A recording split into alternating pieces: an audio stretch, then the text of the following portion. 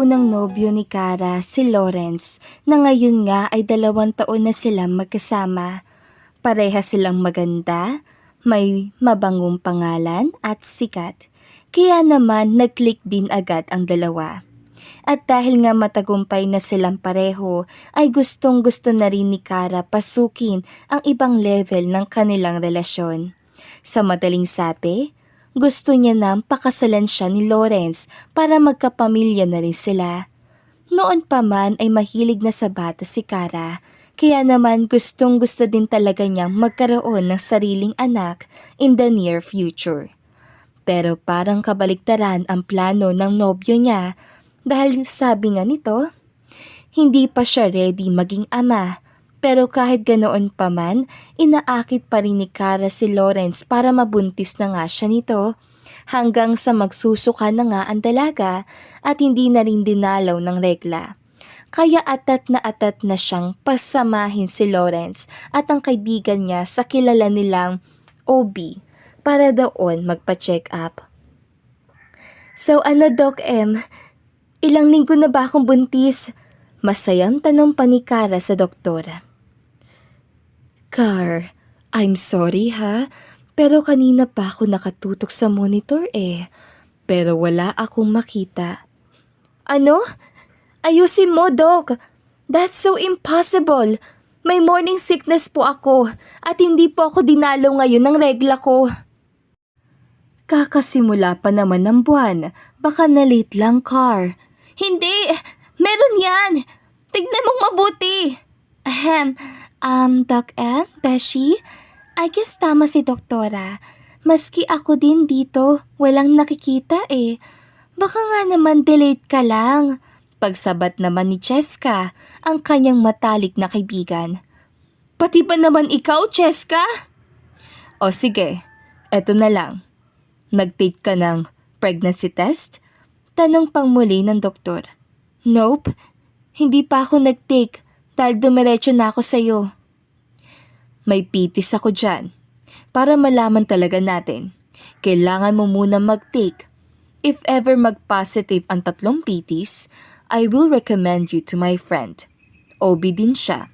Baka may sira lang dito Pero if negative ang 3, you're not pregnant, Car. Paliwanag pa ng doktora. Fine, gagawin ko. Irap naman ng dalaga tsaka tumayo na. Binigay naman agad ng doktora ang 3 pregnancy test kit at doon na nagkulong si Kara sa banyo para matest ang kit. At nang matapos na nga, halos manginig ang buong katawan ni Kara sa nakikita. 3 negative results kasi ang hawak niya at nangangahulugan lamang na hindi siya buntis. Car, are you done?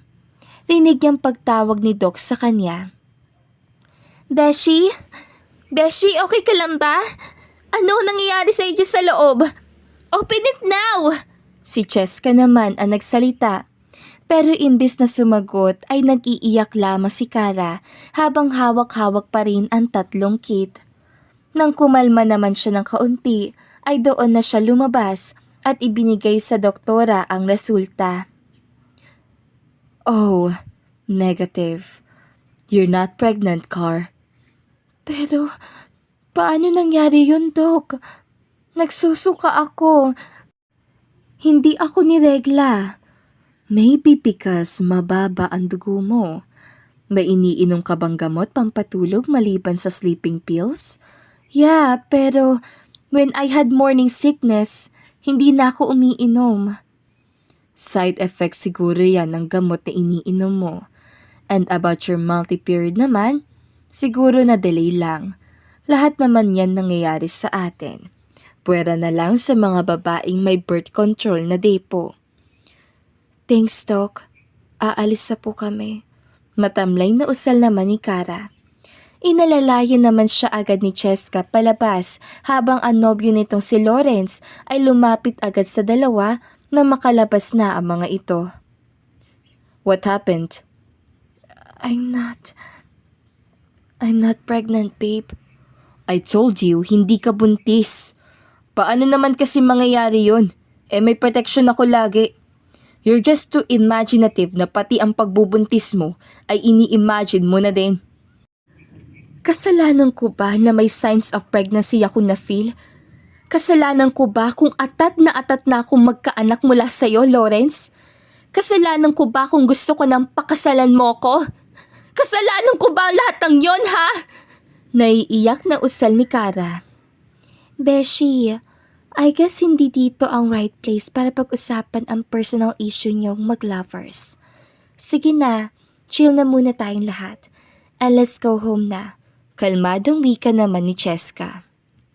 Humingi naman agad ng pasensya si Lawrence sa nobyo tsaka nagtungo na sa kotse para makauwi na.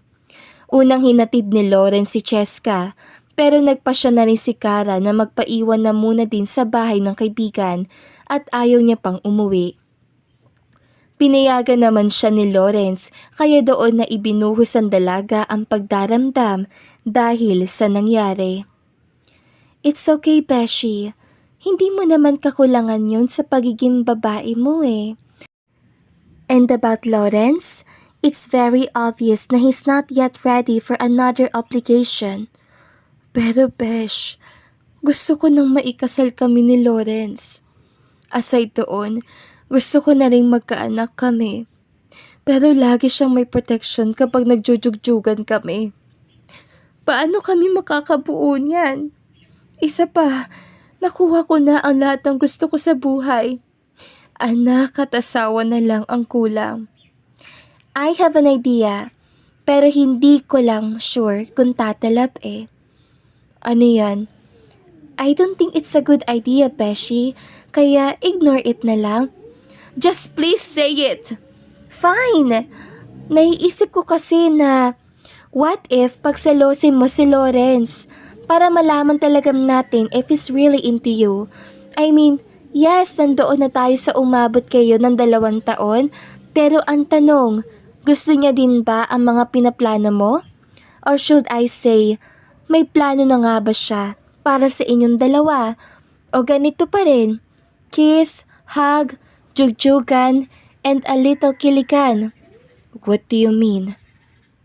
Okay, I'll make it direct to the point na, what if maghanap tayo ng lalaking gagamitin natin para pagselosin ang boyfriend mo para malaman natin if he's really into you? Are you crazy, Cheska? At saan naman tayo maghahanap, Abel? Don't worry, may kilala na ako. Ngiti pa nito sabay kindat sa kaibigan. At kahit medyo nag-aalinlangan man si Kara, ay wala na rin siyang nagawa kundi ang sakyan ang paandar ni Cheska. May punto naman din kasi ito na para bang gusto lang ni Lawrence sa mag-boyfriend at girlfriend lamang silang dalawa habang buhay at walang ibang plano sa hinaharap.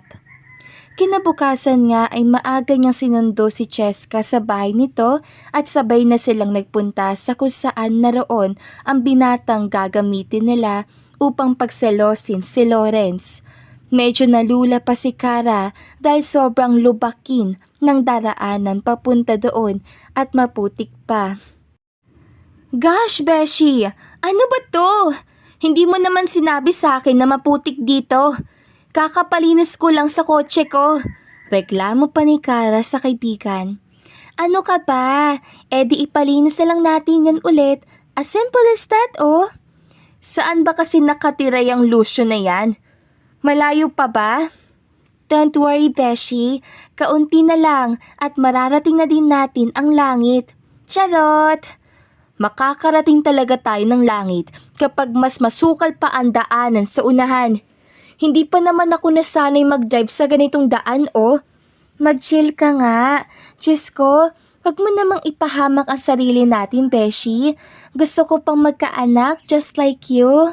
Napairap na lamang si Kara dahil sa kadaldalan ng kaibigan. Ilang minuto pa nga ang lumipas ay narating na nga nila ang bahay ng binata. Para itong private lot na ito lamang ang nagmamay-ari. Walang kapitbahay at nagpapalibutan ng maraming bulaklak at halaman ang buong paligid na animoy isang paraiso. Ang ganda dito, Beshi, no? Naku, mama ni Lucio ang may-ari nito. Yumao na nga kaya parang si Lucio na din ang nagpatuloy. Wika pa ni Cheska. So, where is he now? Teka ha, at kakausapin ko ang bantay dito. Doon na nga dumistansya si Cheska at bumalik din agad sa gawi ni Kara. Wala pa daw at parating pa lang daw yun ng ganitong oras. Pumasok na muna tayo sa loob. Papasok tayo kahit wala pa ang may-ari.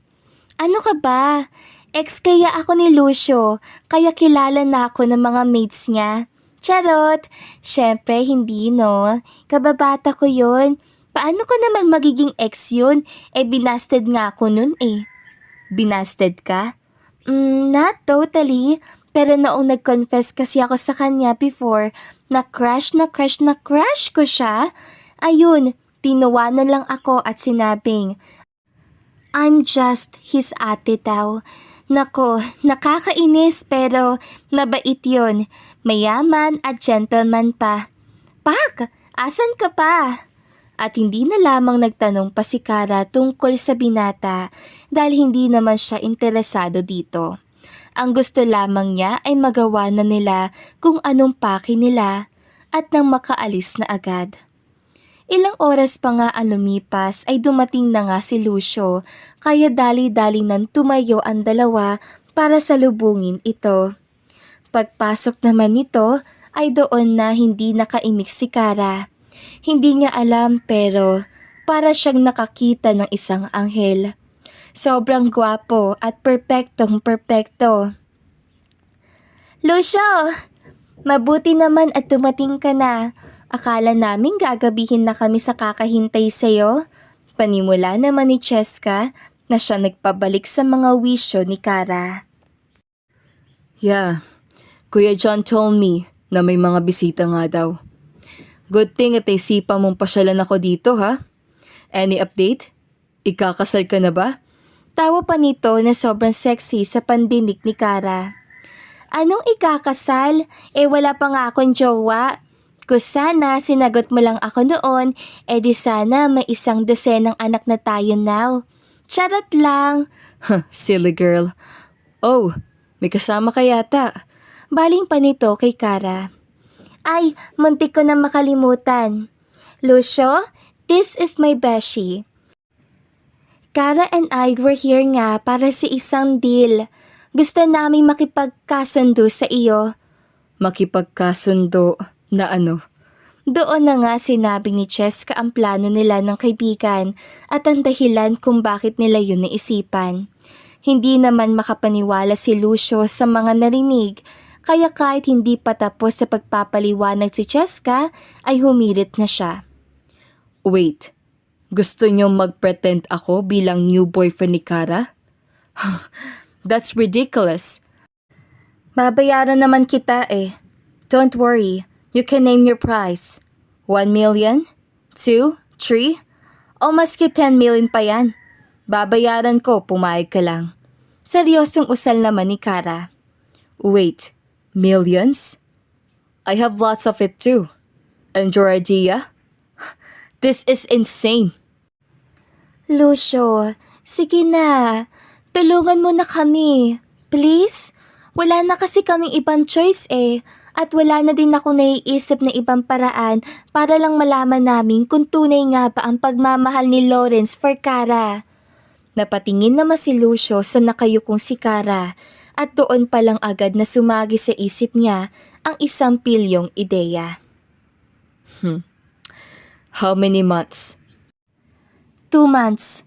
Promise 2 months lang ang tagal. Sakto kasi dahil may misunderstanding pa ang dalawa ngayon, kaya for sure, uubra ang plano natin. Papayag na ako. Really? As in, papayag ka na to be new Kara's new guy? Yes, but in one condition.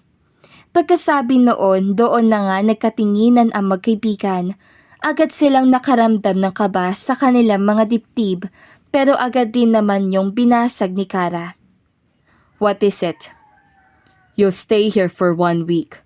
Of course, kailangan pa kitang kilalanin. I can't just pretend to be sweet to you in front of your lover kung hindi ko pa-practicein. Di ba? What? Are you crazy? Wow! Wait a second. Unang-una, kayo tong panay ang hingi ng favor sa akin about your crazy idea. Tapos ngayon ako pa ang baliw. Lucio, pasensya na, nabigla lang ang beshi ko.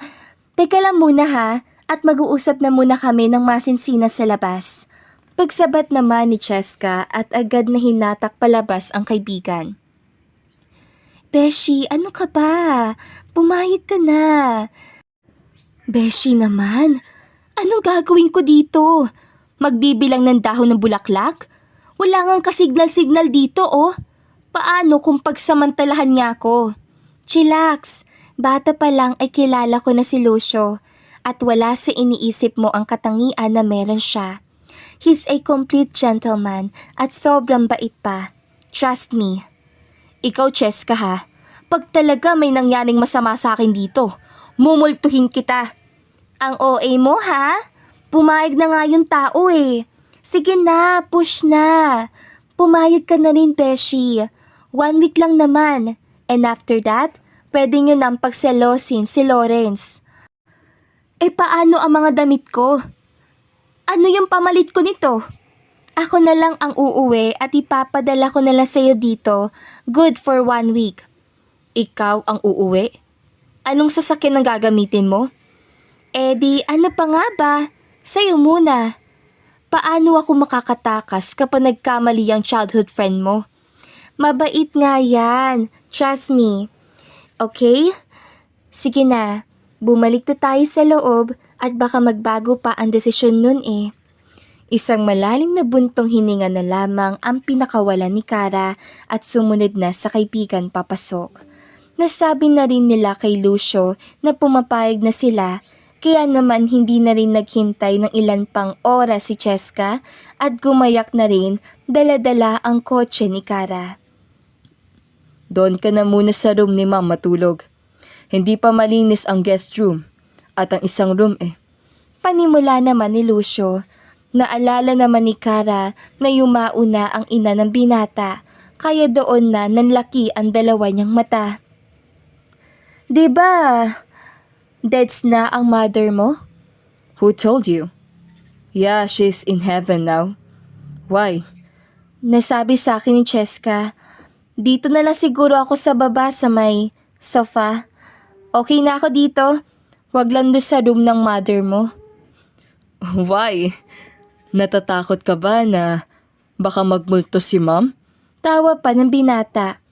Hindi Hindi lang ako nakakatulog sa ibang kwarto. Pagsisinungaling naman ng dalaga. Masanay ka na. Tsaka, hindi ako papayag na dito ka sa sofa matulog. You're my guest, right? I mean, my fake girlfriend. Ngiti pa ni Lucio bago nito iniwan si Kara. Sabay na rin naghapunan ang dalawa at doon panay ang tanong ni Lucio tungkol kina Kara at Lawrence. Naiilang man ang dalaga na sagutin yon pero sinagot na lang niya at baka yon ang first step ng pagkilala ni Lucio sa kanya. Unang gabi ni Kara sa silid ng yumaong ina ni Lucio, wala naman siyang nararamdamang kakaiba pero hindi niya maiwasang mag-isip ng kung ano-ano. Matatakutin pa naman siya, lalo nga sa silid na iyon na lumang version at style. May rocking chair pa sa gilid at lumang salamin. Samahan pa ng dim light na nakikita niya sa horror movies. Nang marinig niya namang medyo nagalaw ang rocking chair, ay doon na nga siya nagsisisigaw at agad na nagtalukbong ng kumot. Narinig naman yun ni Lucio, kaya ura-urada din itong nagtungo sa silid. Are you okay? Anong nangyari? Tila nag-aalala pang tanong nito. Ngunit imbis na sumagot, ay niyakap bigla ni Kara ang binata dahilan ng pagagulat nito. Ramdam na ramdam ni Lucio ang pagdikit ng dibdib ni Kara sa kanyang katawan, kaya doon na siya napalunok ng bahagya. Bumalik naman sa ulirat ang dalaga at agad na bumitaw. I'm sorry, ayoko talaga dito. Biglang nagalaw ang upuan eh. Hindi Hindi kaya ayaw ng mom mo na may ibang taong nakahiga dito sa room niya? Utal-utal pang wika ni Kara na tinawanan lamang ni Lucio. Naniniwala ka ba talaga doon? Don't worry, kung may multo man si ma'am dito, I'm sure hindi ka nasasaktan. Mabait naman yun eh. Magpaparamdam na siguro and if ma-feel mo na sobrang lamig na sa kwarto, baka nakahiga na din yun. Biro pa nito. Lucio naman eh! Nakakainis ka naman eh! Eto naman, I'm just kidding. Sige na, magpalita tayo. Doon ka na sa room ko at ako na dito sa room ni ma'am. Wag na. Sa sofa na lang ako. Sige na, huwag ka na makulit. Doon ka na sa room ko para makapagpahinga na tayo. Maaga pa akong aalis bukas. Saan ka pupunta? Hindi ba nasabi ni Cheska sa'yo? Sa rancho ako lagi. Pwede ba ako sumama? Malayo. Saka, wala ka namang hilig sa mga kabayo eh. Maboboard ka lang dito. Paano naman tayo magkakakilala kung ayaw mo kong pasamahin? Okay, fine. Sige na, matulog ka na doon. At maaga pa tayong aalis bukas. Good night. Ngiti pa nito sa dalaga. Hindi malaman ni Kara pero sobrang bilis ang tibok ng puso niya ng mga sandaling iyon. Bagay na hindi niya pa nararanasan kay Lawrence. Lalo pa nga noong ngumiti si Lucio na kulang na lang ay matunaw siya sa kagapuhan ng ngiti ng binata. Kinabukasan nga ay maagang gumayak ang dalawa papunta sa rancho. Sakto din naman na maagang dumating ang mga gamit ni Kara na si Cheska pa mismo ang nagpa-deliver kaya may pamalit na siya. 2 oras din ang biyahe bago sila makarating sa rancho at doon sobrang dami ng kabayong pagmamay-ari ni Lucio. Nagawa pa siyang libutin ng binata sa kabuuan ng lugar kaya hindi na niya namalayan ang mabilis sa pagtakbo ng oras. Mauna ka na doon. At susunod na ako. Pakakainin ko na muna ang isa kong kabayo. Sabi pa nito sa dalaga. Hindi ka ba sasabay sa akin sa lunch? It'll be quick, I promise. Susunod din ako agad. Yun na nga ang ginawa ng dalaga pero agad din siyang tinawag ni Lucio pabalik dahil pansin nga ng binata na may malaking red dot si Kara sa likuran. Puti pa naman ang jeans niyang suot kaya klarong-klaro talaga. Why? May dala ka bang ekstrang damit dyan? Wala. Why? May tagos ka. Pagkasabi nga noon, doon na nahiya si Kara. Dali-dali niya naman tinakpan ng kamay ang likuran niya tsaka namumula na parang kamatis. May pad ka ba dyan? I don't have any. Wala akong ideya na dadalawin ako ng red friend ko ngayon. Wala din akong extra dito eh. Maybe we'll head home na lang after natin kumain ng lunch. Here. Sabay hubad nito sa kanyang white long sleeve. Hoy! What are you doing? Bakit ka naguhubad? Shh! Huwag kang dirty-minded, fake girlfriend. Wala na kasi akong extra. And I don't want you to feel uncomfortable while walking. Kaya ito na muna ang ipantakip mo dyan. Sigurado ka ba? Of course. Maghuhubad ba ako kung hindi? Sige na, susunod na ako. At kahit nahihiya man ay kinuha na lamang yun ni Kara at ginawang pantakip sa kanyang likuran. Habang kumakain nga sila ay naiilang pa ang dalaga dahil kitang-kita niya ang mga pandesal na nakaumbok sa tiyan ni Lucio na para bang gustong magpakain. Ayaw din niyang maging uncomfortable ako pero mas nagiging uncomfortable ako sa nasa harapan ko ngayon. Bulong niya pa sa sarili. May sinasabi ka? Wala. I'm just concerned about you. Baka kasi kabaging ka dyan eh. Wala ka pa namang damit. Naiilang ka ba sa nakikita mo? Don't worry. Limited edition na to. Kaya you're so lucky. Nakangiti pang biro ni Lucio at kahit sa biyahe nga pa uwi ay nakahubad pa rin ang binata. Kaya naman mas pinili na lamang ni Kara na ipaling ang paningin sa labas at di na nga na malayang nakaidlip na. Natapos ang 1 week stay ni Kara sa bahay na binata at nagsimula na nga ang kanilang pagpapanggap at pagpapaselos kay Lawrence. Bumalik na rin sila sa city at doon muna nagstay si Lucio sa kanyang kondo. Sakto namang pagbalik nila sa syudad ay natunugan din yun ni Lawrence kaya dali-dali na niyang dinalaw ang nobya. At sa hindi malaman dahilan nga, wala ng excitement na nararamdaman si Kara nang sandaling masilayan niya si Lawrence. Parang pangkaraniwan niya na lang itong kaibigan at hindi nobyo. Gosh, babe, saan ka nang galing? Wala ka sa inyo last week pa at hindi rin kita makontak. Do you love me, Lawrence? Agarang tanong ni Kara dito. Ano bang klaseng tanong yan? Just answer me. Of course I do. Ano ka ba? I guess not. Kasi kung mahal mo ko, nag-propose ka na sa akin. Babe, I'm not yet ready. Kailan ka pa magiging ready? Pag umabot na tayo ng 20 years of being together? Alam mong gusto ko na magkaanak. Kahit wag mo na lang muna akong pakasalan. Anakan mo na lang ako. Babe, mas lalo na dyan. Saan ka ba hindi handa, Lawrence? Stable na tayong pareho. Sa obligasyon ka ba hindi handa? O sa pagbuo ng sariling pamilya? May plano ka nga ba sa future natin? Oh jeez, babe. What's up to you na naman ba, ha? Kung wala kang plano sa atin, let's end this now. What? Dahil lang doon makikipag-break ka na? Sobrang atat mo naman, babe. Alam mo kahit noon pa lang ito na ang pangarap ko, Lawrence. Ngayon na nasa akin na ang lahat. Ano pa bang hahanapin ko? I want a child. Kahit wag mo na akong pakasalan. Yun lang. I can't be a dad. Not yet. Hindi pa nga ako handa eh. Ang dami ko pang gusto.